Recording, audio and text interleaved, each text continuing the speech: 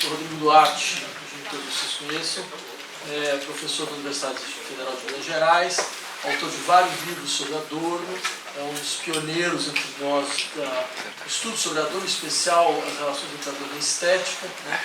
Eduardo Neves é também professor da Universidade Federal de Minas Gerais, responsável por uma tese absolutamente importante sobre Adorno e música, né? A teoria da reprodução musical. Então, a mesa já está aqui, né? Eu passo então a coordenação da mesa para o professor Eduardo Neves. Já estamos aqui.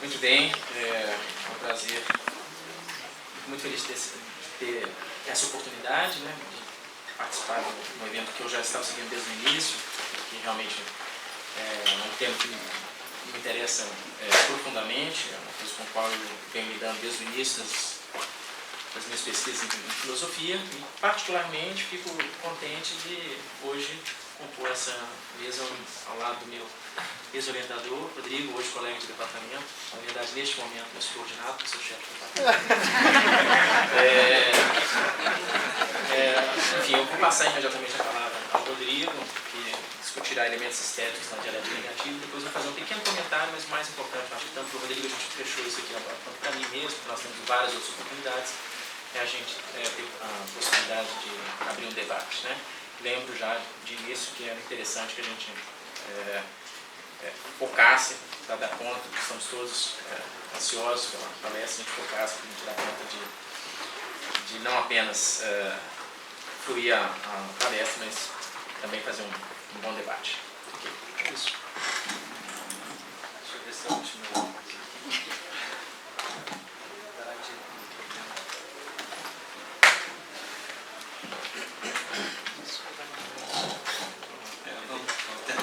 Então, boa noite a todas e todos.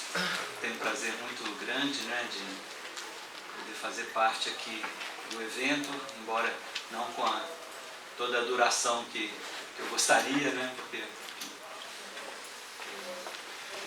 praticamente só pude vir mesmo para apresentar esse trabalho aqui. Infelizmente não estou podendo participar das discussões, mas eu tenho um prazer muito grande de estar aqui, né, revendo velhos amigos e amigas, e tem, né, como o Eduardo já adiantou, um prazer especial, né, de tê-lo aqui, né, como debatedor, né, do que eu vou apresentar, porque, enfim, existe, né, essa relação de longa data, né, que, como ele lembrou, foi meu orientando e atualmente é colega e amigo, né, então satisfatório para mim estar aqui. Eu tenho um texto que eu vou ler, a gente está, enfim, tem uma pressão de tempo aí, né? Então, de modo que, para economizar tempo, eu vou simplesmente passar a leitura e depois, né, o que é mais importante, muito mais importante do que essas pequenas anotações que eu vou apresentar aqui, é a gente fazer um debate depois, né? Então, vamos lá. Título, né, como o Vladimir já adiantou, elementos estéticos na dialética negativa. Provavelmente a dialética negativa seja a obra de Adorno em maior medida responsável por equívocos na recepção e na interpretação de seu pensamento. Certamente há, por um lado, uma proverbial má-vontade de origem ideológica que torna essa obra um pretexto para descartar o pensamento adorniano como irracionalismo, entre aspas, mas até mesmo entre os seus simpatizantes constata-se uma certa perplexidade diante da obscuridade da obra, a qual engendra uma série de dificuldades de compreensão. O objetivo dessa exposição é contribuir para uma interpretação não apenas correta, mas também frutífera da dialética negativa, propondo como chave de leitura a ideia de que ela seja talvez não em seu todo e em todos os seus desdobramentos, mas em sua motivação básica, uma vigorosa tentativa de incorporar elementos estéticos no pensamento dialético e, por extensão, na filosofia como um todo. Essa tarefa se afigura inicialmente como muito difícil na medida em que, já no prefácio da obra, Adorno declara o distanciamento da dialética negativa de, abre aspas, temas estéticos, fecha aspas. Aqui eu cito. Se se fala no debate estético mais recente de antidrama e de anti-heróis, então a dialética negativa, que se mantém à distância de todos os temas estéticos, poderia se chamar antissistema. Fecha aspas. Talvez a senha para se persistir na busca dos aludidos elementos estéticos seja o termo antissistema, na medida em que o pensamento sistemático, desde o século XVII, tendeu sempre a querer purificar seus filosofemas de referências à sensibilidade, figurando a percepção no máximo como propedêutica do conhecimento elaborado pelo entendimento. Talvez por essa insistência por parte de Adorno na ideia de antissistema, o leitor não terá dificuldade de encontrar os tais elementos estéticos já na introdução do livro, na qual ele afirma que, assim como a interpretação filosófica de obras de arte não estabelece a identidade dessas com o seu conceito, apenas promovendo o desdobramento de sua verdade, a dialética negativa deveria conservar e desenvolver um momento lúdico aparentado com o procedimento artístico que a cientificização do pensamento proscreve cada vez mais energicamente. Isso não é uma citação, é uma paráfrase, né? Mas que está na passagem na edição alemã, da página 25 para 26. Como se sabe, a dialética negativa se divide em partes que têm como objetivo polemizar tanto com alguns dos principais adversários de Adorno, como, por exemplo, a ontologia existencial de Heidegger, quanto com dois de seus grandes inspiradores, Kant e Hegel, no tocante à concepção de liberdade. Em outras palavras, ressalta a intenção de construir os conceitos e desdobramentos da dialética negativa propriamente dita. Nessas últimas, pode-se detectar claramente a presença de elementos estéticos, tanto num sentido bem genérico, como na concepção de não-identidade, em sua relação potencial com o belo na natureza, por exemplo, quanto stricto sensu, isto é, em relação a conceitos como expressão e constelação, analisados respectivamente no prefácio e na terceira parte da dialética negativa. Nessa exposição, deixarei de lado a análise dos elementos estéticos no sentido mais genérico, concentrando minha análise nos dois tópicos supramencionados, ou seja, expressão e constelação. Antes de ocupar um lugar tão central na arquitetônica da dialética negativa, o conceito de expressão, desde meados dos anos 40, já figurava em diversos textos de Adorno sobre arte e estética, os quais se encontram principalmente em fragmentos de Minima Moralia, em vários dos artigos reunidos em Ohne Leitbild e nos escritos preparatórios para a teoria estética, que teve publicação póstuma no início dos anos 70.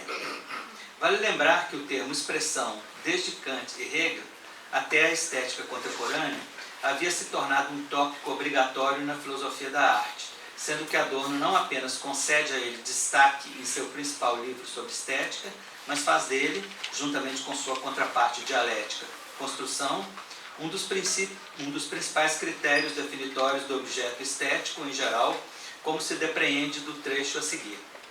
Cito: a dialética daqueles momentos, construção e expressão, iguala nisso à dialética lógica, segundo a qual somente em um o outro se realiza, não no entremeio.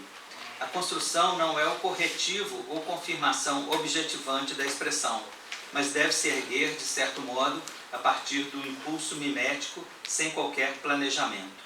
Fim de citação. Esse é um trecho da teoria estética, ainda não é da dialética negativa, né? É só para mostrar como que, quer dizer, esse balizamento que aparece como muito central na teoria estética, ele comparece um pouco mais marginalmente, mas comparece também na dialética negativa. Isso que se pode denominar dialética, construção, expressão, deve ser entendido não como um aspecto parcial na produção das obras de arte, mas como seu principal núcleo estruturante, a partir de que a racionalidade do momento expressivo tende a se equivaler à de sua contraparte construtiva, enquanto essa última torna-se, apesar e também em virtude de sua rigidez, um elemento propriamente expressivo, a saber, do próprio estado de reificação na sociedade contemporânea.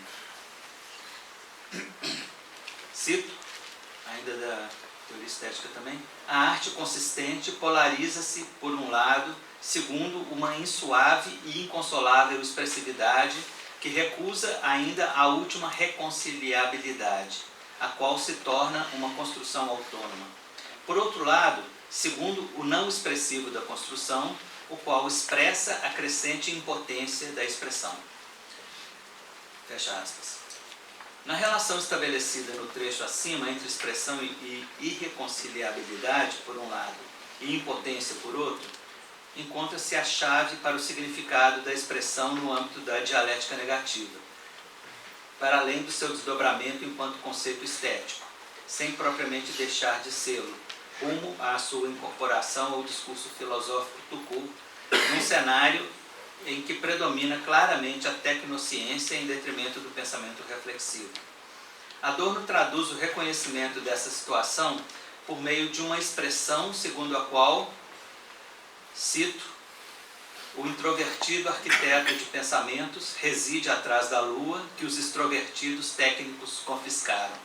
Fim de citação. É um exemplo de expressão já no momento em que o Adorno está se preparando para trabalhar conceitualmente a expressão, né? Tem uma coisa que é uma expressão, né, em alemão, hinter der Mond, quando você quer dizer que alguém, como a gente fala em português às vezes, que a pessoa não mora, ela se esconde, né? Enfim, que ela está num lugar assim, absolutamente longe de tudo e todos, né? Então a ideia, isso foi escrito inclusive na época, né, que os norte-americanos estavam se preparando para pousar na Lua, né? Dentro dessa atitude básica, num parágrafo dedicado ao interesse da filosofia, que é o título mesmo desse parágrafo, Adorno declara que, contra a proposição 7 do Tractatus Lógico-Filosóficos de Wittgenstein, há que se insistir na possibilidade de dizer o indizível, sendo, segundo ele, a contradição contida nessa exigência coincidente com a contradição básica da filosofia, aquilo que faz dela um tipo de conhecimento absolutamente sui generis e que deve continuar sendo, sob pena de se tornar inteiramente servil à racionalidade perversa do status quo. É interessante observar como, mais uma vez, a defesa da incorporação da expressão no discurso filosófico ocorre na dialética negativa de modo evidentemente expressivo. Cito: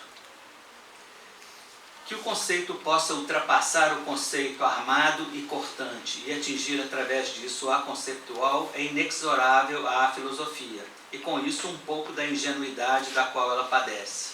Do contrário, ela deve capitular, e com ela todo o espírito. A utopia do conhecimento seria elaborar o aconceptual com conceitos, sem igualar aquele a esses. Fim de citação.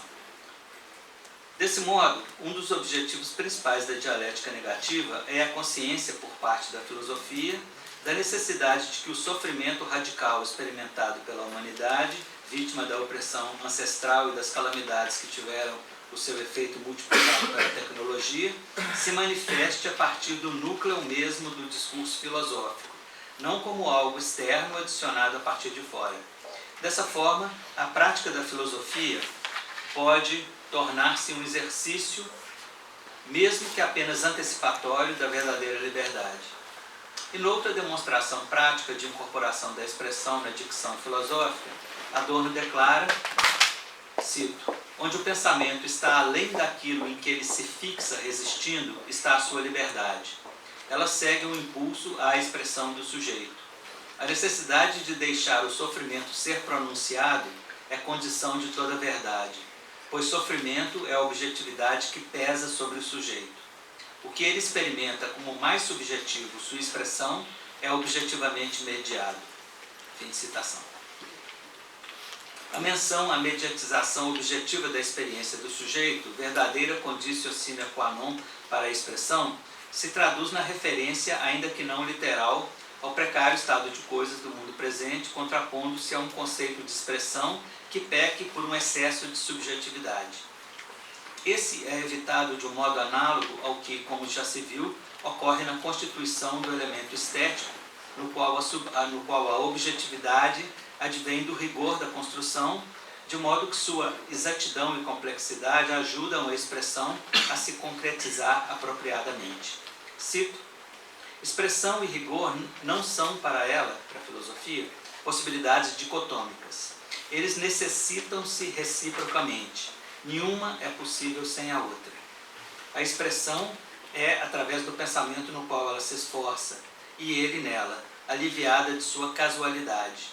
O pensamento, só enquanto expresso, através de apresentação na linguagem, se torna concludente. O que é frouxamente dito é mal pensado. Através da expressão, o rigor é imposto ao que é expressado. Fim de citação.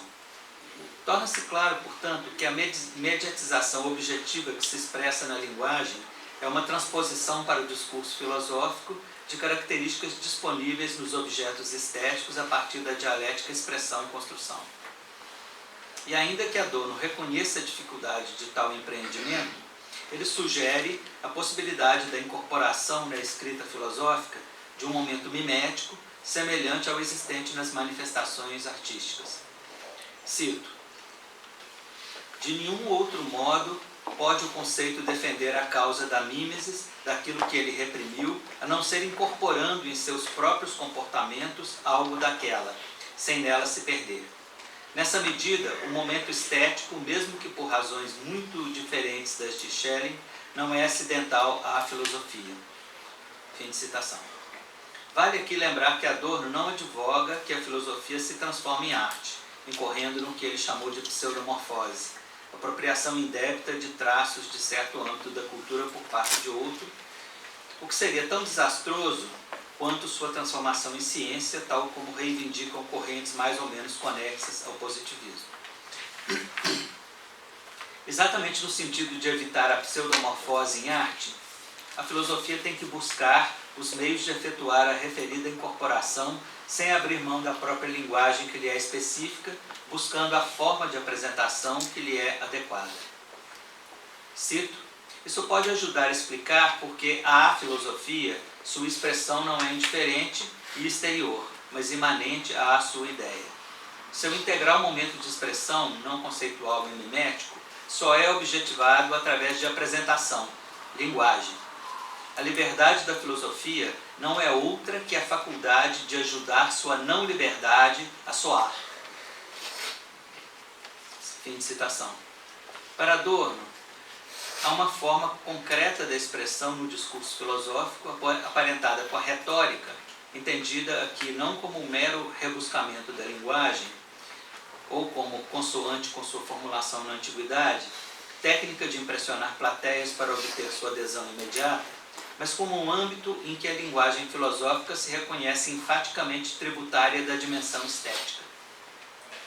Mesmo sem demonstrar qualquer simpatia pelos abusos no colorido da linguagem, os quais, no fundo, também a instrumentalizam, o filósofo chama a atenção para o fato de que a proscrição da retórica pelo pensamento de cunho positivista apenas mergulhou a filosofia ainda mais profundamente num outro tipo de abuso da linguagem, a saber, sua completa instrumentalização.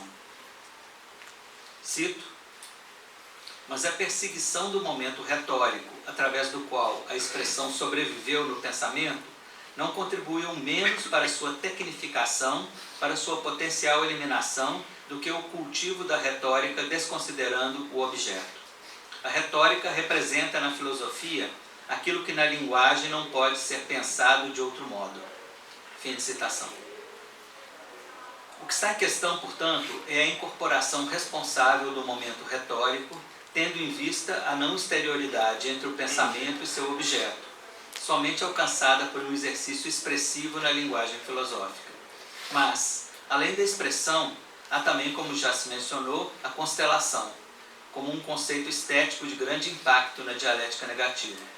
Sua fonte imediata para Adorno se encontra no prólogo do livro de Walter Benjamin, Origem do Drama Barroco Alemão, no qual a constelação é concebida em conexão com a sua versão sui generis de uma doutrina das ideias.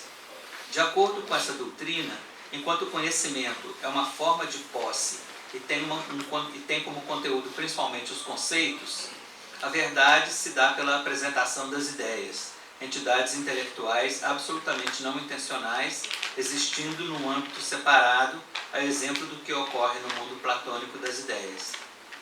É certo que a filosofia também opera com conceitos, mas quando ela o faz, é no sentido de fazer valer seu papel de mediadores, apresentando as ideias ao mesmo tempo em que ela, aspas, salva os fenômenos, fecha aspas. Isso está lá no prólogo, né, do Origem do Drama Barroco Alemão do Benjamin. Para Benjamin, enquanto o conhecimento é o objetivo da ciência, a verdade é o da filosofia, definida como o principal agente da apresentação de ideias e como uma forma de saber para a qual o apelo estético é imprescindível. Esse posicionamento benjaminiano, aliás, é uma importante fonte também para a supramencionada concepção adorniana da expressão, na qual o filosofema nunca se dissocia de sua forma de apresentação, Darstellungsform. Para não haver dúvidas quanto a esse ponto, Benjamin se refere ao banquete de Platão no seu relacionamento entre verdade e beleza. Cito aqui do prólogo do Origem do Drama Barroco Alemão. A consideração da concepção platônica da relação da verdade com a beleza não é apenas um objetivo superior de todo ensaio de filosofia da arte, mas é insubstituível para a própria determinação do conceito de verdade. Fecha aspas. De acordo com a metáfora proposta por Benjamin, as ideias que possuem as propriedades das mônadas leibnizianas de refletirem o universo, mesmo não tendo janelas, são constelações, isto é, configurações que não descrevem, não conceituam nem enquadram os fenômenos, mas constituem, por outro lado, sua, abre aspas, interpretação objetiva, fecha aspas.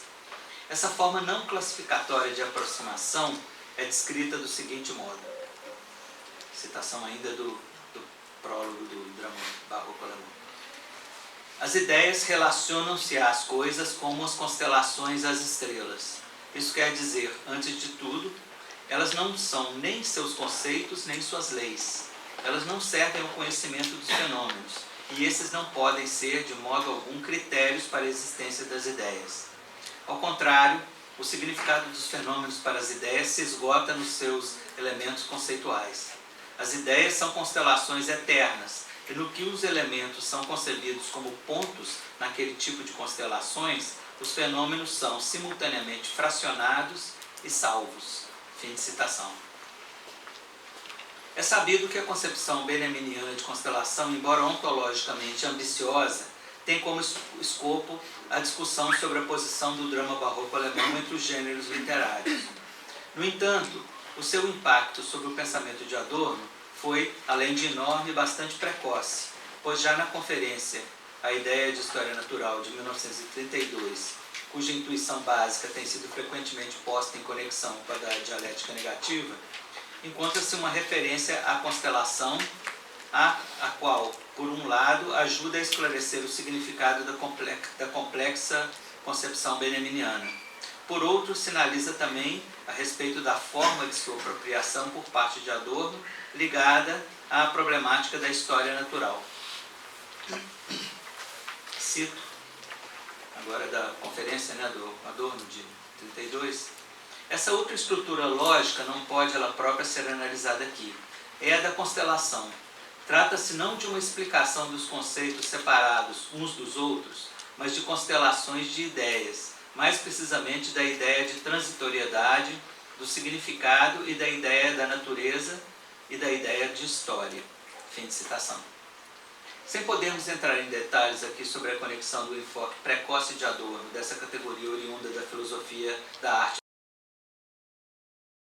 benjaminiana e a dialética negativa, parece evidente a prefiguração no texto de Juventude de intuições fundamentais de sua obra de maturidade. Para nosso propósito presente, no entanto, é de interesse dar um exemplo de aplicação da constelação oriundo da teoria estética de Adorno, mais especificamente na avaliação crítica do conceito de gênio.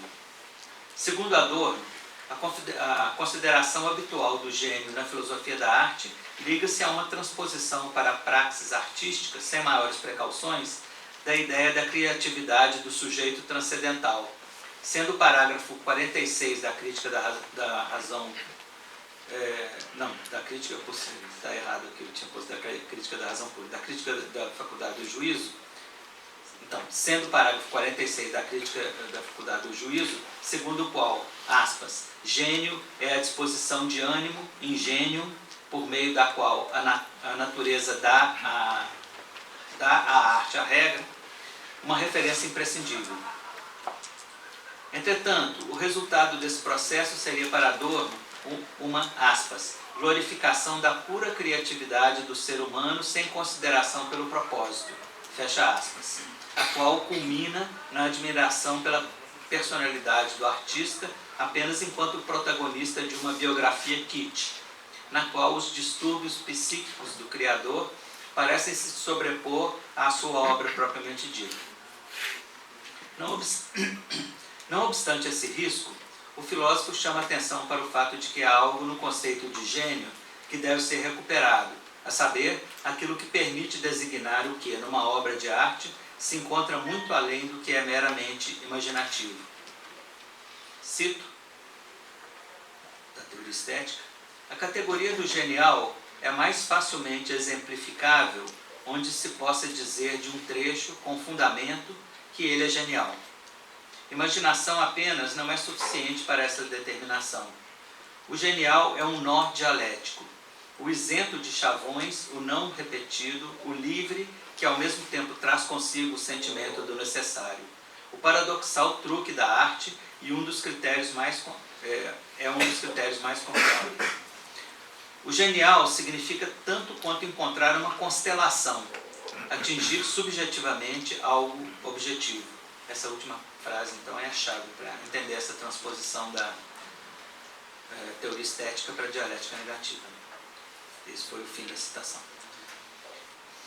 Esse posicionamento de Adorno na teoria estética se relaciona com o aparecimento da constelação enquanto reflexo do âmbito estético na própria dialética negativa, havendo nessa obra um parágrafo a ela dedicado, na segunda parte, intitulada Dialética Negativa, Conceito e Categorias. Aqui, em plena polêmica contra o procedimento cognitivo convencional da abstração, da progressão escalonada dos conceitos em direção ao conceito superior genérico, Adorno aponta para a capacidade de a constelação iluminar o que é específico no objeto, o qual é indiferente, quando não destrutivo, para o método classificatório habitual. Assim como se viu em relação ao conceito de expressão, a constelação no seu desdobramento adorniano tem um comportamento essencialmente relacionado à linguagem, mais especificamente à linguagem da filosofia. Cito, ela, a constelação, não oferece um mero sistema de signos para funções cognitivas. Onde ela se mostra essencialmente como linguagem, se torna apresentação. Ela não define seus conceitos. Sua objetividade, ela lhes obtém através da relação na qual ela põe os conceitos centrados em torno de uma coisa. Com isso, ela serve à intenção dos conceitos de expressar totalmente o que quer ser dito. Fim de citação. A exemplo do que se observa em Benjamin, a constelação constitui uma alternativa ao conhecimento no sentido convencional, na medida em que o caráter de apresentação através da linguagem, que lhe é essencial, problema de pontuação aqui.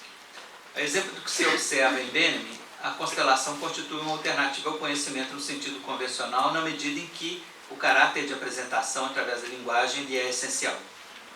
Diferentemente de Benjamin, no entanto, Adorno pensa a possibilidade da constelação, tal como ocorre em relação ao genial na teoria estética, não mediatizada por ideias transcendentes, mas no âmbito de uma relação sujeito-objeto, embora diferente do modelo positivista de ciência. No comportamento constelativo, o sujeito procura fazer com que os conceitos se reúnam em torno da coisa a ser conhecida, a fim de determinar o seu potencial interno, aspas, a fim de atingir pensando o que o pensamento necessariamente extirpou de si, fecha aspas. Tal reformulação no processo de conhecimento é descrita por Adorno como uma abertura do objeto diante da instância subjetiva imbuída de uma consciência de linguagem radicalmente não pragmática e não utilitária. Cito, o objeto se abre a uma insistência monadológica que é a consciência da constelação, na qual ele se encontra. A possibilidade de mergulho no mais interno carece daquele exterior. Fecha aspas. Vale registrar que Adorno admite a possibilidade desse procedimento constelatório não apenas na filosofia radical, segundo o modelo da dialética negativa, mas também em alguns tipos de investigação científica que involuntariamente transcendem o cientificismo que normalmente as inspira. Dentre eles, encontra-se a teoria weberiana dos tipos ideais, cuja proximidade do método por constelação aparece, segundo Adorno, claramente no Tratado sobre a Ética Protestante e o Espírito do Capitalismo. Nessa obra, Weber não parte do esquema científico usual de uma construção a priori, segundo o gênero de um objeto previamente delimitado, e propõe, ao invés disso, que os conceitos sociológicos deveriam, a partir dos seus elementos, cito agora, dos seus, aspas, elementos individuais a serem retirados da realidade histórica, ser paulatinamente compostos, quer dizer, eles deveriam ser paulatinamente compostos. Continuando a citação, a apreensão conceitual definitiva não pode, portanto, constar no início, mas deve constar no final da investigação. Fecha aspas, é um trecho bastante conhecido aí do livro do Weber, né? A Ética Protestante e o Espírito do Capitalismo. Adorno destaca, do que foi dito acima, o emprego por Weber do verbo compor. Apesar da ênfase concedida ao procedimento subjetivo na relação de conhecimento, ele identifica aqui a fonte de muitas de suas próprias indagações filosóficas, a composição musical. Nela, o aspecto subjetivo que inaugura todo o processo é superado pela materialidade da obra, tão logo ela é concluída de modo bem-sucedido. Cito, o semelhante ao escrito dessas constelações é a súbita transformação do subjetivamente pensado em objetividade em virtude da linguagem. Fim de citação. Desse modo, por meio do conceito de expressão anteriormente examinado e o enfoque sobre a constelação acima exposto, só para mencionar duas possibilidades, fica evidente o impacto dos conceitos oriundos da estética na constituição da dialética negativa adorniana. Para resumir, poder-se-ia dizer que o impacto dos elementos estéticos na filosofia, corporificado nos conceitos de expressão e constelação, caracteriza de modo inequívoco a dialética fornecendo também uma frutífera chave de interpretação para essa obscura obra filosófica. Isso a ponto de exatamente um desses elementos estéticos programaticamente incorporados ao discurso filosófico pela dialética negativa, a expressão, restabelecer a mediação entre a imprescindível radicalidade do pensamento filosófico e um posicionamento mais propriamente político, como aquele que se manifesta numa conhecida passagem da dialética negativa, que é também um dos exemplos mais evidentes de expressão filosófica, segundo o qual, aspas, toda cultura depois de Auschwitz, incluindo sua urgente crítica, é lixo, fecha aspas. Muito se criticou o caráter, abre aspas, contraditório, fecha aspas, dessa afirmação, sem se atentar exatamente para sua dimensão intencionalmente retórica, exatamente naquele sentido que se associou à expressão. O imperativo de que Auschwitz não se repita, como foi colocado muitas vezes pelo Adorno, por exemplo, no texto, famoso texto dele, de Educação após Auschwitz, só pode ser compreendido e praticado se se leva em consideração o caráter essencialmente problemático da cultura contemporânea, com os seus riscos não apenas existenciais, mas também, e talvez principalmente, políticos. Muito obrigado pela atenção.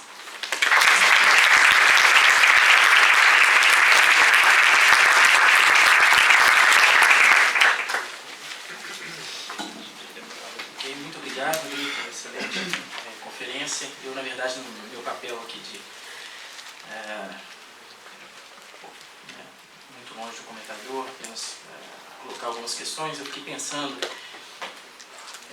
até um pouco em relação à vivência que estou tendo aqui nesse evento, né, várias questões que, digamos assim, fazem lineamento, percorrem muitas das nossas intervenções e, no fundo, vai ser uma oportunidade para todo mundo ouvir o que você pensa dessas questões que, em alguma medida, nos ocuparam. Então, assim, você nos atualiza e nós nos atualizamos. Eu também me informo nessas discussões que eu, infelizmente, perdi. Né? Não, é isso. É para isso, na verdade. E, na verdade, eu fiquei pensando o seguinte, uma das questões que seu texto me chama a atenção imediatamente, eu acho que é algo que está presente muito diretamente, eu acho que talvez em termos da organização do seu texto, ele já aparece logo no início e percorre o tempo todo, diz respeito a essa questão que aparece na página 2, do que é a dialética entre construção e expressão. E isso é uma coisa que não só eu tenho me ocupado, mas eu percebi aqui no evento, que muita gente tem se ocupado, que é pensar exatamente como que essa dialética entre construção e expressão se apresenta em termos contemporâneos face a uma série de problemas, né? Desde problemas vinculados, digamos, a um certo modo de trabalho na teoria literária, na crítica em geral, na história, por aí vai. E eu fiquei pensando que tem uma chave aqui interessante, um modo talvez de pensar essa questão que você tangencia, e eu gostaria talvez de ver o que você pensa disso. Eu estou pensando um pouco em voz alta nesse momento. Né?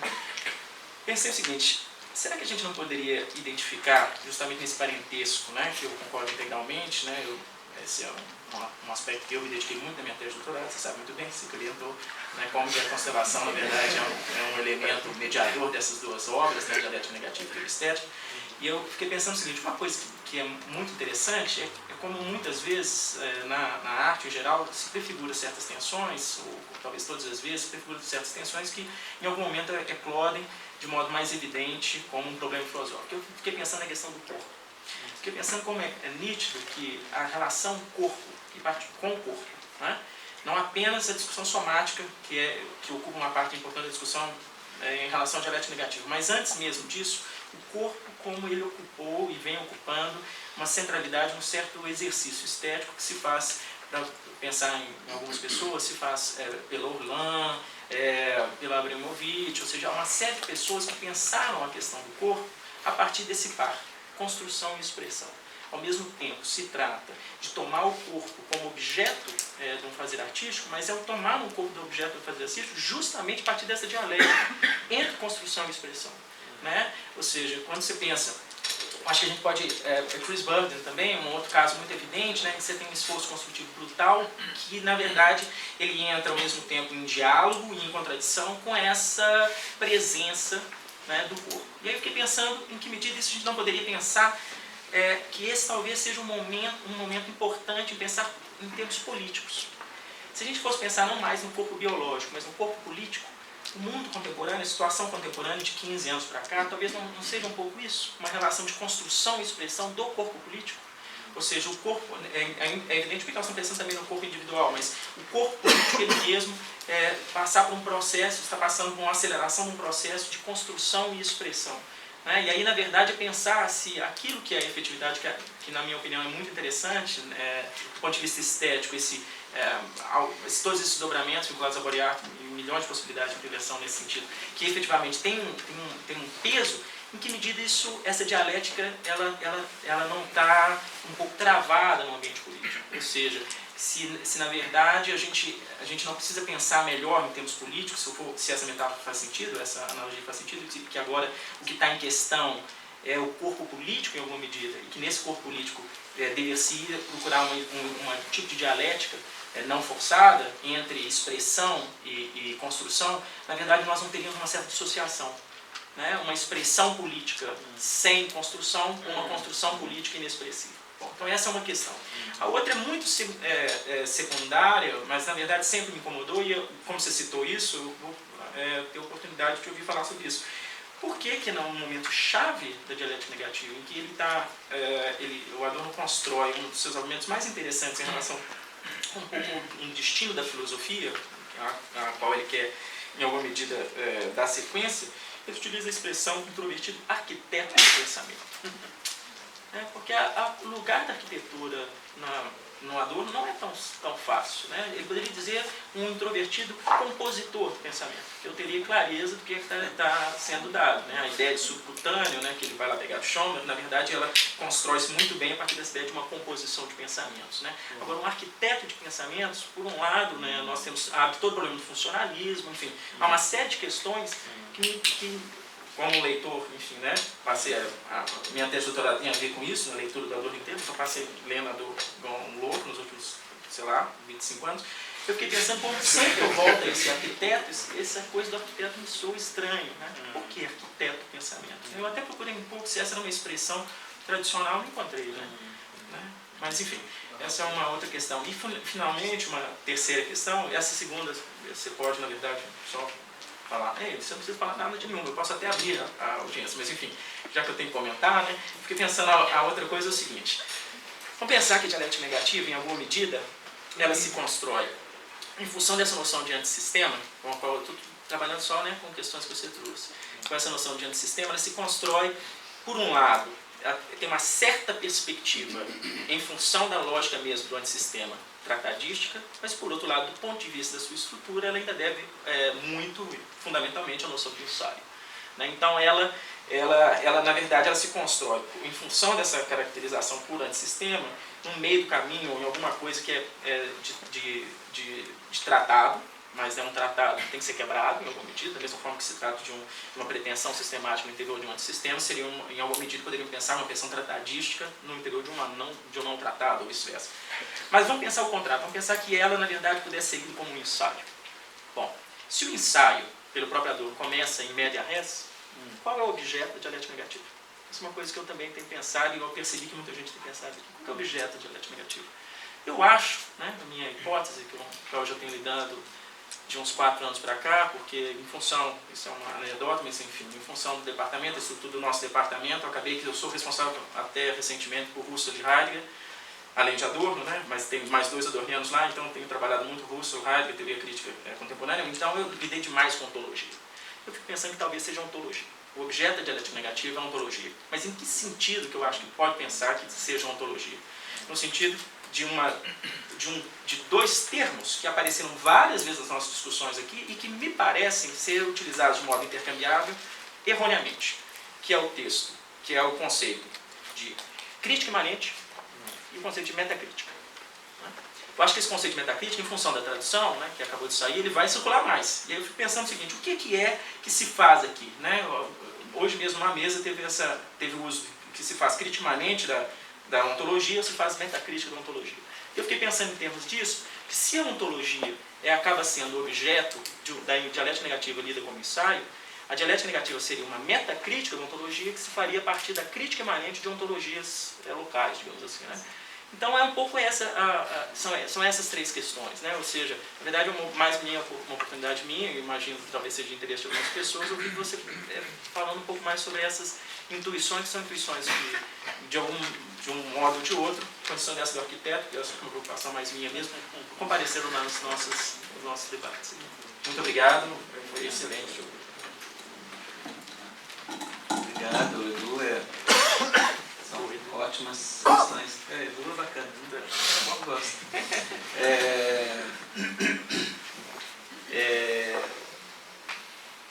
São questões muito instigantes, né?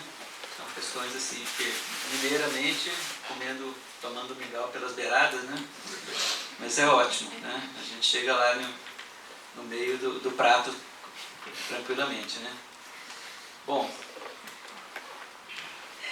eu acho que eu acho absolutamente instigante aí seu questionamento no sentido de, bom, primeiro, claro que essa dialética construção-expressão, ela se transpõe com facilidade e de modo muito frutífero, né, para pensar, como você lembrou, as manifestações todas, né, da arte contemporânea ligadas ao corpo, à corporeidade, né, dos exemplos citados, né, da Orlan, Chris Burton, etc, etc. Então, com certeza, né? Agora, o que tem de quase desconcertante, mas ao mesmo tempo muito pertinente na sua questão, é essa transposição para o corpo político, né? Porque eu tenho que concordar com você que, quer dizer, os movimentos todos sociais, quando eles procuram ser expressivos, eles são absolutamente não construtivos e vice-versa, né? E eu fico pensando, quer dizer, eu acho que em termos bem realísticos, né, eu acho que a gente poderia apontar para possibilidades que eu procurei compreender a partir de um conceito que eu forjei, que é o conceito de construto estético social, né? Que aponta para alguns elementos já existentes que talvez não sejam satisfatórios do ponto de vista de uma dialética negativa, mas que são exemplos da possibilidade concreta de que isso aconteça, né? No caso, por exemplo, no texto em que eu procuro estabelecer esse conceito de construto estético social, o exemplo que eu dou, muito no sentido de levantar uma polêmica contra o Richard Schusterman, na apologia, no meu entender, a crítica que ele faz da cultura hip-hop, eu procuro mostrar que se existe alguma coisa de interessante na cultura hip-hop, é exatamente o fato dela ser um bom exemplo do que eu gosto de chamar de construto estético social. Quer dizer, é uma posição política em que o elemento estético ele é incorporado como absolutamente intrínseco ao próprio posicionamento político, né? É uma coisa difícil de fazer, a gente não encontra muitos exemplos talvez na história, mas né? Eu percebi alguma coisa semelhante a isso, talvez você tenha observado também na nossa universidade, nos movimentos, né, de docentes, no sentido de, enfim, se manifestar contra o golpe, né, de Estado que está em curso, né? O pessoal dos grupos de professores mais ativos da UFMG é um grupo da Belas Artes, de colegas de professores, provavelmente seus alunos também, da Belas Artes, e eles estão fazendo um esforço muito grande de produzir, por exemplo, materiais para serem usados nas manifestações, etc., que apontem no sentido dessa expressividade, por assim dizer. É uma métier deles, eles sabem, enfim, são profissionais de artes visuais e tal, então eles têm produzido uma série de peças interessantíssimas para serem usadas nas manifestações. Por exemplo, o best-seller total é um pano de chão que eles criaram com a figura do Temer. Então, como dizer, eles fora Temer golpista e tal, e silcado, né, num pano de prato, um pano de chão, melhor. O prato daria pena do prato, né? Mas isso é só o best-seller, mas eles têm peças assim que têm um caráter expressivo, né, que no entanto são parte aí de uma construção política, né, que, enfim, é o mínimo que a gente pode fazer nesse momento complicado, né, da situação brasileira. Então eu não teria muito mais a dizer, a não ser isso, né.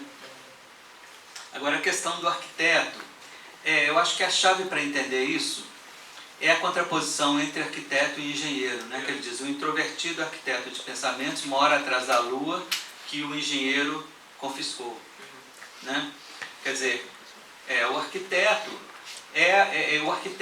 ele se apresenta aí como aquela figura em que o elemento construtivo e expressivo realmente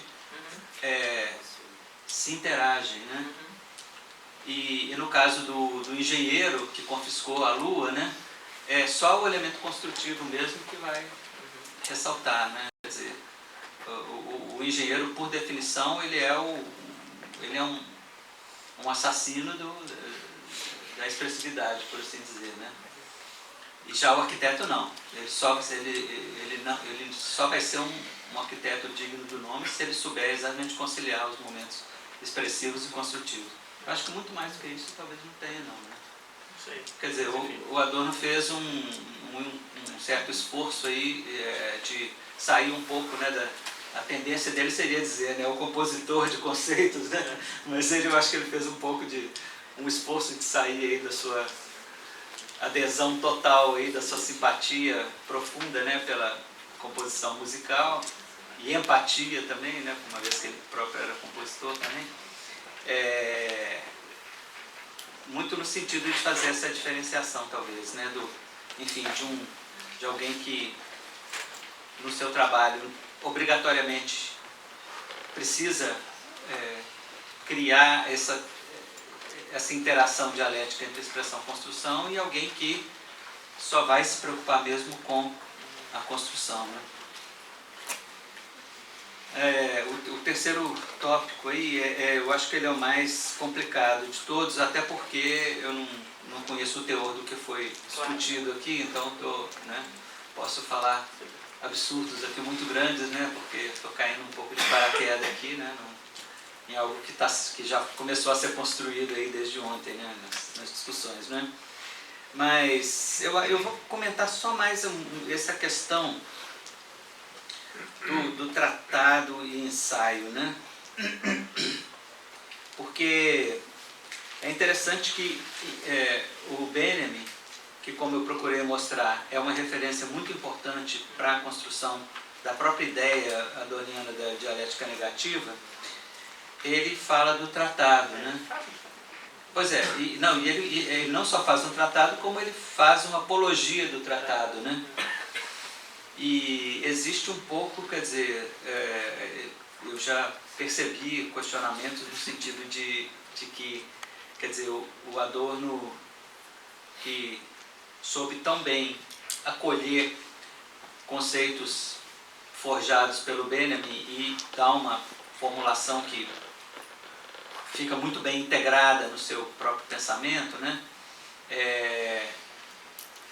Nesse caso, ele não usa o termo tratado de jeito nenhum, né? Como todo mundo sabe, ele se mostra um defensor, um apologeta forte, né, do ensaio, né? Agora, eu acho que tem uma parte que, numa versão anterior desse texto que eu li aqui, que estava constando, mas eu achei que eu teria que fazer uma série de mediações que eu não teria como fazer no tempo que eu dispunha, e ao mesmo tempo ficaria muito longo para expor aqui, que uma inesperada e inusitada declaração de amor que o Adorno faz ao Pascal. Sim. Né? E principalmente na contraposição que o Pascal faz, né, de esprit géométrique e esprit de finesse. Obrigado. E eu acho que essa seria um pouco, né, quer dizer, nessa aproximação, né, dos dois espíritos aí do Pascal, né, o de geometria e o de finesse, de fineza, ou coisa que o valha, né, de sutileza, né, eu acho que isso estaria explicado, então, esse possível movimento pendular entre um tratamento tratadístico. Afinal de contas, a dialética negativa é um tratado. Né? Essa que é a questão. Pois é, ela é um tratado. É um tratado que sugere uma estrutura a partir de ensaios, mas ela não deixa de ser um tratado. Né? Então, o nome disso, no fundo, acaba sendo modelo de pensamento, né? Esse tratado que contém em si a instituição. Exatamente. Então, eu diria que a coisa, né? Talvez uma última observação é que uma coisa que confunde a gente quando a gente se coloca aí, em contato com o termo ontologia, é que a gente tende a pensar logo numa coisa muito pesada, né? Eu acho, ainda mais esse leitor de Adorno, quando ouve falar em ontologia, pensa logo em Heidegger, né? Pensa na ontologia fundamental, né? No entanto, eu acho que a ontologia tem que ser entendida também como enfim, um enfoque possível dos seres, né? Enfim, existem formulações que podem ser mais gnosiológicas, podem ser, por outro lado, mais estéticas, por outro lado, mais antropológicas, sei lá, isso, aquilo, e podem ser também ontológicas, né? Então, eu acho que a gente não tem que ter medo do termo ontologia, não, né? Eu acho que, enfim, isso seria. Eu não saberia caminhar muito além disso, não, mas enfim, eu acho que foi muito interessante, né? Quer dizer, eu acho que foram questões muito espertas, né, que você colocou, e que eu acho que é um bom jeito da gente começar um debate. Né? Então é isso, agora eu abro a audiência. O que você vai falar? Tá aberto. Boa noite. Longe de querer arbitrar entre o diálogo que, né, potencialmente profícuo entre filosofia e psicologia, eu não gostaria de me referir exatamente ao Adorno em si, mas a sua leitura, acho que de Adorno, né, desde Adorno. Mais alto. Desculpa. A questão é de que modo que certas opções terminológicas, conceituais, tais como constelação, né, que seria uma técnica psicoterapêutica, né, e também sobre questões interiores, né, essa questão do mundo interior, de inspiração em Skinner, e também algumas axiologias psicanalíticas, né, alguns axiomas. E não seria, de uma certa forma, psicologizar a arte, a experiência da arte? É porque o pessoal lá não consegue ouvir. Não seria psicologizar a arte e subestimar o potencial político dos artistas? Porque se você for, porque o artista ele está expressando as neuroses dele, será que o artista realmente ele tá nessa ingenuidade? E eu digo desde o meu espaço do meu lugar de fala mesmo. Então, de que modo que é isso, essa é a minha pergunta. Obrigada. Tá. Não, acho que é uma pergunta interessante que me dá a oportunidade de esclarecer uma coisa, que nesses dois conceitos que eu enfoquei, quer dizer, as fontes imediatas para o Adorno não são absolutamente oriundas da psicologia, mas nem de longe, né? Quer dizer, no caso da constelação, como eu procurei mostrar, a fonte imediata é o conceito de constelação do Benjamin, que não é um conceito psicologizante, de modo algum, né? E no caso da expressão, o Adorno ele teve muita sensibilidade no sentido de reconhecer que desde do início do século XIX, cada vez mais a expressão veio se tornando um conceito-chave da estética. De um modo geral, os conceitos-chave da estética, uma parte deles foi forjada já na antiguidade, né? Por exemplo, mimesis, né? O próprio conceito de sublime também, né? Tem lá, né, do Longino e tal. E tem alguns conceitos da estética que foram forjados no período moderno. Por exemplo, o conceito de gosto, né? O conceito de expressão, ele é um conceito estético que ele prepara, de certo modo, o surgimento da estética contemporânea. Então, a fonte para o Adorno da expressão é a expressão enquanto conceito estético. E quando o Adorno fala da dialética expressão-construção, é exatamente, e a constelação tem um papel nisso também, é exatamente no sentido, primeiro, de evitar o psicologismo, né? E segundo, de fazer disso uma coisa absolutamente política, né? Expressão para o Adorno, como ele diz, é fazer o sofrimento soar. Quer coisa mais política do que isso? Né? Então, assim, eu acho que é uma questão interessante no sentido, quer dizer, de uma inquietação aí sua, mas, assim, objetivamente, eu acho que não era exatamente aí o ponto do Adorno, tá bom?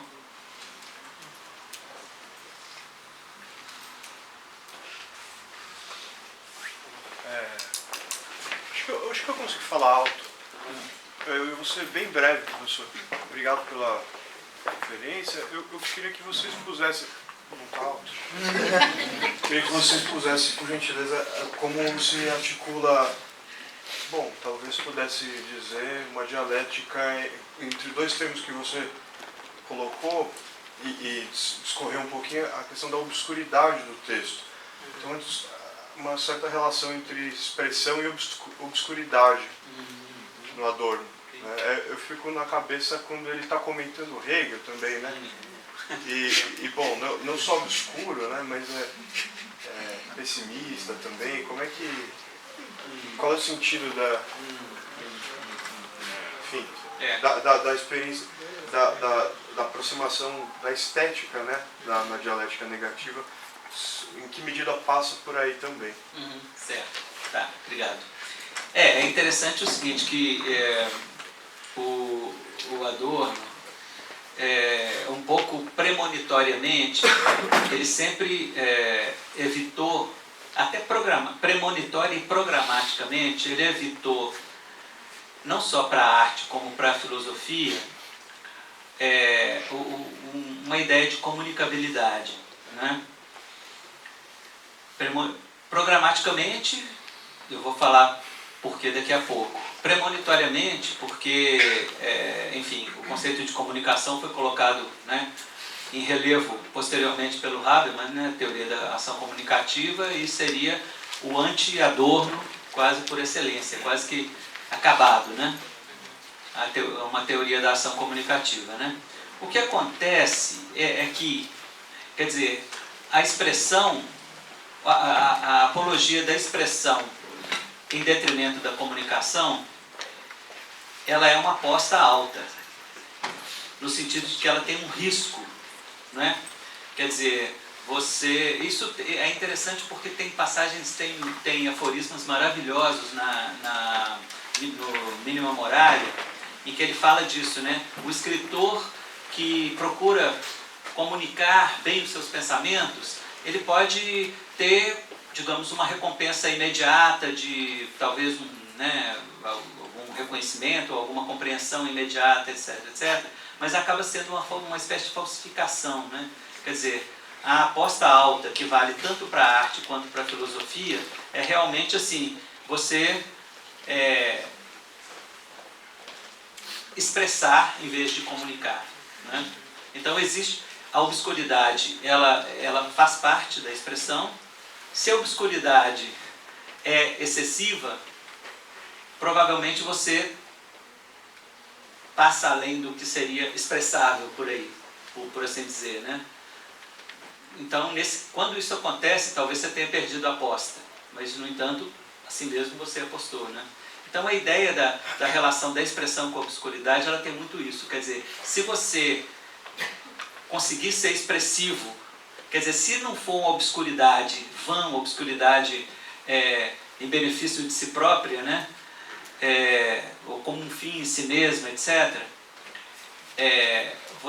você tem enfim, um ganho muito maior se você, de fato, obtém a expressividade mediante certo grau de obscuridade. Então, essa foi a aposta do Adorno. Essa é uma posição que é muito criticada, e tem toda aquela, né, ladainha de elitismo, essa coisa toda, né? Mas, enfim, eu acho que ela pode ser explicada por essa questão digamos, do nível alto da aposta que é feita, entendeu? Certo? Vai lá no microfone. Quem está do lado de lá, os outros não ouvem, né? E eu indicava isso. Não, eu queria perguntar sobre o conceito de verdade. uma aproximação entre o conceito de verdade estética e o conceito de verdade na dialética negativa. Porque o conceito de verdade estética, na teoria estética, é um conceito bem difícil. Você pega, acho que você deve conhecer, tem aquela enciclopédia alemã de conceitos fundamentais da estética. Sim. E o sujeito vai lá e faz um artigo imenso, eruditíssimo, sobre a verdade estética de 100 páginas. E ele chega no Adorno, não dá para entender. Assim. Ele fala, é muito difícil. Né? E o próprio Peter Burger vai lá no Crítica da Estética Idealista, vai falar da conceito de quando as páginas que ele fala de verdade estética é vertiginoso, é uma série de negações e também ele fala não dá para entender também. Então, e ele ao mesmo tempo, a princípio a verdade estética tem a verdade descritiva, no sentido mais realista, ou tem o sentido moral, né, o verdadeiro príncipe, né, a verdadeira mãe, que está ligada a um ideal, então tem um ideal, um conceito normativo de verdade, né? E você tem uma espécie de normatividade no conceito de verdade do Adorno ou no de verdade estética, mas sem a norma, sem o ideal, digamos assim. Né? Mas quando ele fala, por exemplo, que aquilo que é verdadeiro numa obra de arte não é aquilo. Tem uma parte descritiva, tem a parte mimética, mas também tem a parte negativa da empiria. Ela é verdadeira na medida em que ela nega o empírico. E nisso está o teor utópico dela, porque ela é antecipação daquilo que ainda não é. E isso também, e na dialética negativa é a mesma coisa, com a verdade e o sofrimento. Sim. Porque o sofrimento, ele aponta para o fim do sofrimento. Também tem um teor utópico da verdade. Né? E, enfim, sei lá. Sim. Eu acho que na sua pergunta você já adiantou um bocado de coisas que eu poderia dar como resposta também. Né? Mas claro que... primeiro, o conceito de verdade, ele é muito... Nas duas obras, na teoria estética e na dialética negativa, ele é bastante aparentado, né? E tem essa característica de um conceito negativo, né? Quer dizer, você não tem, está longe do espírito aí, do pensamento do Adorno e talvez muito especialmente da teoria estética e da dialética negativa, você ter, digamos, algum conceito a priori de verdade, seja estética ou artística, ou no caso da teoria estética, ou metafísica, ou sei lá o que, antropológica, no caso da dialética negativa, né? Dialética. Mas, aí é que está. Eu acho que nos dois casos, existe a possibilidade, quer dizer, de uma insinuação do que seria verdade, exatamente a partir desses conceitos que eu trabalhei aqui. Por um lado, da dialética de expressão-construção e, por outro lado, da constelação. Porque, na verdade, eu coloquei como duas coisas separadas, mas as duas coisas acontecem muito conjuntamente. Né?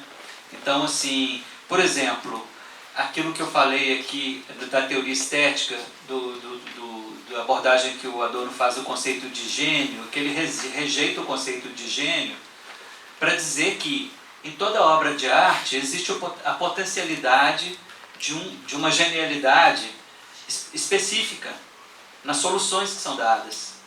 Exatamente como resultado da dialética expressão-construção. Então a verdade, ela seria construída um pouco a partir disso. Em termos da concepção dele de criação artística, pesando aí para o lado da teoria estética, e para o lado da construção de conceitos filosóficos, tal, pesando para o lado da dialética negativa. É o que me parece. Né? Eu acho que não é uma resposta definitiva, mas, digamos, é talvez um caminho para começar a pensar. Né? Mas eu concordo que é muito difícil, né? Se o próprio Peter Burger achou isso, né? Eu acho que a gente tem que respeitar, né? Tá certo.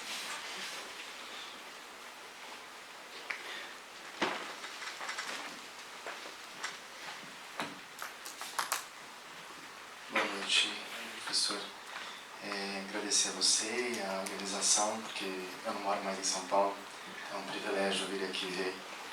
Eu fiquei me lembrando de um curso de anos atrás, na pós, que fiz com o Vladimir, e se eu salvo engano, tá aí, pode falar que não, era justamente isso, leia a dialética negativa a partir da teoria estética.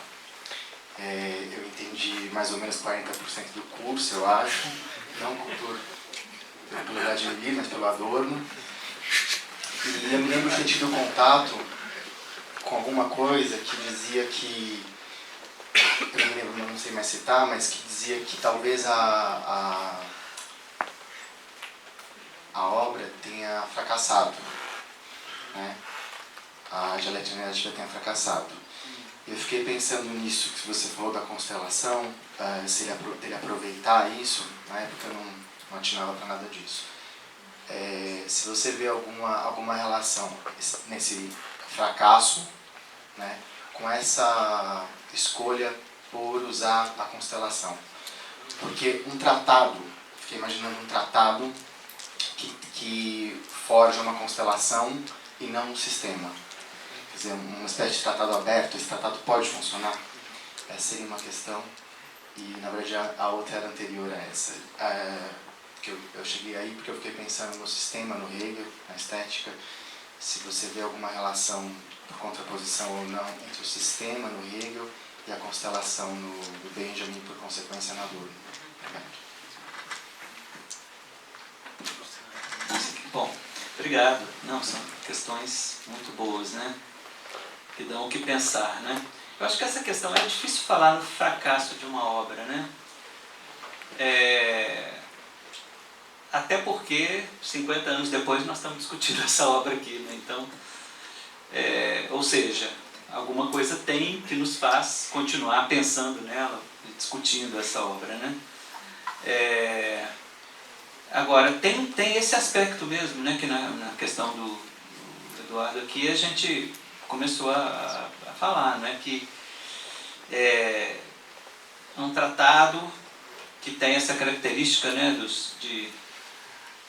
ao mesmo tempo ensaística, né, ele lembrou bem do que o Adorno chama de modelos críticos, né, que são módulos, por assim dizer, né, poderiam ser chamados talvez de módulos críticos também, né? Não só de modelos críticos, que acabam compondo, né, a obra, né, dialética negativa, e eu diria, mais uma vez, uma aposta alta do Adorno, né? Mais outra aposta alta, além da questão do risco da obscuridade excessiva via expressão, né? Agora, a sua segunda questão é muito interessante, porque eu não me lembro mais em qual dos 3 ensaios sobre Hegel, o Adorno chega a falar explicitamente que o sistema hegeliano ele continua, de certo modo, nos inspirando pelo que ele tem de estético. Né? Quer dizer, mesmo quando ele está falando da lógica, ou da filosofia da natureza, etc., o Adorno consegue enxergar ali um elemento estético. E ele diz que isso é o que ainda faz com que seja inspirador para nós a ideia hegeliana de sistema, né? Mas não está na sua questão, não, mas ela tangenciou um aspecto muito interessante que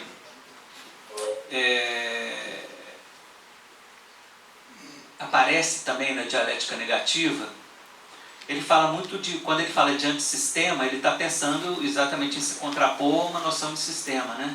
Uma coisa que me desconcertou durante muito tempo era se ele estava pensando se o sistema ao qual ele estava querendo se contrapor era o sistema hegeliano. Eu acho que em algumas partes mas em outras partes, sabe a qual sistema eu suponho, eu desconfio que ele esteja querendo se contrapor?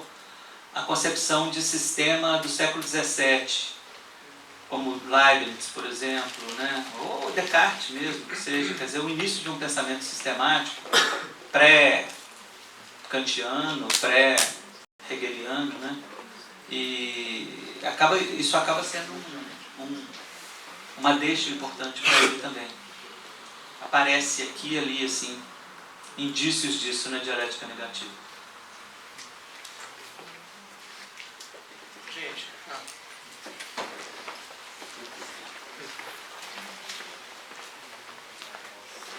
Bom, Rodrigo, continuando aqui uma conversa de vários anos, como eu não sou mineiro, vou direto ao ponto. O título do nosso colóquio é Reinvenção da Dialética, e como você bem sabe, um dos fundamentos do pensamento dialético é que um dos elementos da sua verdade, para além da exegese de obras filosóficas, que é um fundamento do métier, do filósofo e de todos nós, é a questão da historicidade própria aos seus conceitos e às suas formulações.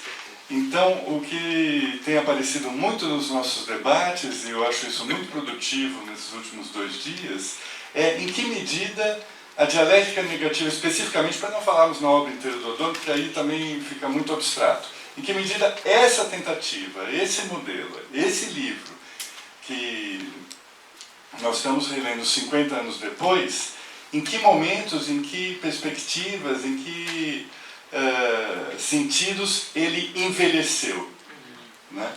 E porque isso seria um momento fundamental da sua verdade, né? Sim. Talvez essa seja a questão mais difícil, né? Porque, enfim, eu saberia dizer, talvez assim, em que momentos a dialética negativa não envelheceu. Eu saberia começar mais por aí, né? Mas aí é um pressuposto, né? Está pressuposto no próprio esforço aí, né? E aqui meu reconhecimento, meus agradecimentos também ao Vladimir e a todo o grupo aí que organizou esse evento, né? Eu acho que talvez, eu concordo em gênero, número e grau com essa ideia da historicidade do conceito. Eu acho que quem não tem isso como um pressuposto da sua reflexão, eu acho que está longe, muito longe do espírito da teoria crítica, né? Mas uma coisa que me parece que talvez tenha envelhecido na dialética negativa é onde o Adorno, de modo talvez quase subliminar, ele procure falar do momento, por exemplo, político da República Federativa Alemã no final da década de 60, né?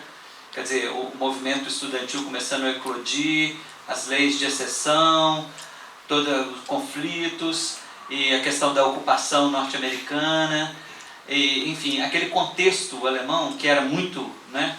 Quer dizer, todo mundo sabe, talvez aqui a maioria, pelo menos o pessoal saiba, que foi um momento em que o Adorno ele se tornou uma figura pública, né? Ele era frequentemente convidado a dar sua opinião sobre questões políticas, sobre, né? E ele estava muito imbuído, né?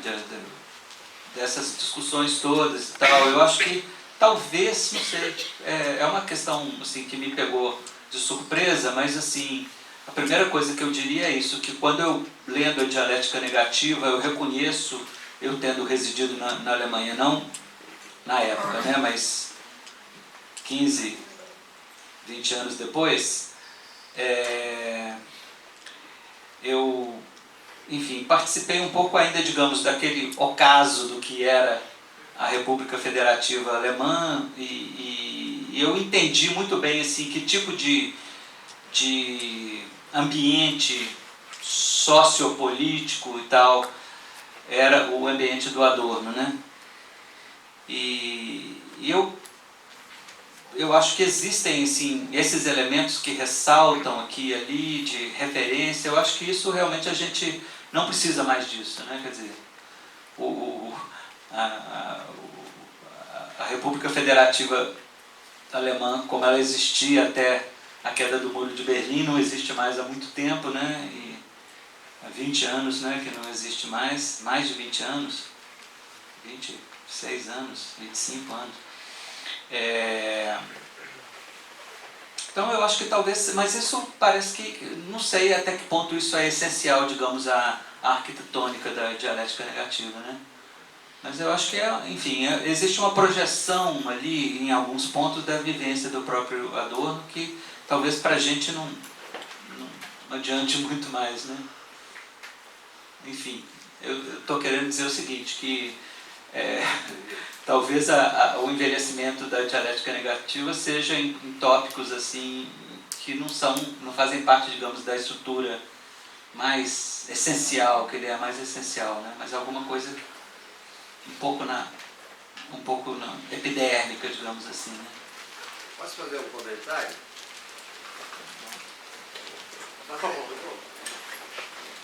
Desculpa, fazer um comentário. Que eu ia fazer amanhã, mas vou fazer hoje.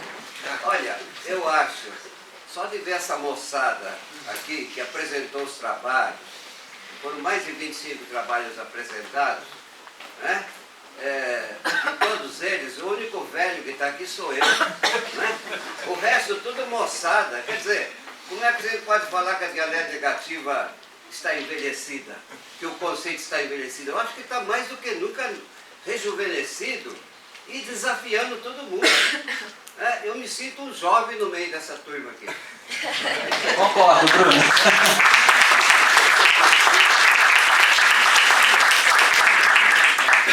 Gente, eu recebi um aceno do organizador, nós chegamos ao teto. Agradeço a todos, agradeço especialmente ao Rodrigo, foi uma coisa ótima. E é isso, amanhã estaremos de volta.